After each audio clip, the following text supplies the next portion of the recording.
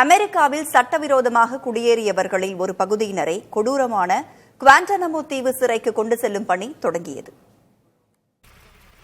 சட்டவிரோதமாக அமெரிக்காவில் தங்கியுள்ளவர்களை திருப்பி அனுப்பும் பணியை ட்ரம்ப் அரசு தீவிரப்படுத்தியுள்ளது. இந்தியா உள்ளிட்ட பல்வேறு நாடுகளைச் சேர்ந்தவர்கள் அந்தந்த நாட்டுக்கே திரும்ப அனுப்பப்பட்டு வரும் நிலையில் எந்த நாடும் ஏற்காதவர்கள் குவாண்டனமோ தீவுக்கு அனுப்பப்பட்டு வருகின்றனர். சட்டவிரோத குடியேறிகள் கொண்ட முதல் அமெரிக்க ராணுவ விமானம் குவாண்டனமோ தீவுக்கு சென்று சேர்ந்தது.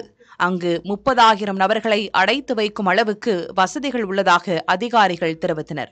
குவாண்டனமோ சிறை கைதிகளை சித்திரவதை செய்வதற்கு உலகெங்கும் மிகவும் பெயர் பெற்றது. 2001 இரட்டை கோபுர தாக்குதலுக்கு பிறகு அமெரிக்காவுக்கு எதிராக செயல்பட்டவர்களை அடைத்து வைப்பதற்கு என்றே இந்த சிறை ஒதுக்கப்பட்டுள்ளது. கைதிகளை எந்த வகையிலும் தொடர்பு கொள்ள இயலாத இடமான குவாண்டனமோவிற்கு அனுப்புவது மனித தன்மையற்ற செயல் என சர்வதேச பொது மன்னிப்பு அமைப்பின் உயர் அதிகாரி ஆமி ஃபிஷர் கருத்து தெரிவித்திருக்கிறார். இதற்கிடையில் அமெரிக்காவிலிருந்து வெளியேற்றப்படும் ஆபத்தான கிரிமினல் குற்றவாளிகளை தங்கள் நாட்டு சிறைகளில் அடைக்க எல் சல்வடார் அதிபர் முன் வந்திருப்பதாக அமெரிக்க அமைச்சர் மார்க்கோ ரூபியோ தெரிவித்திருக்கிறார்.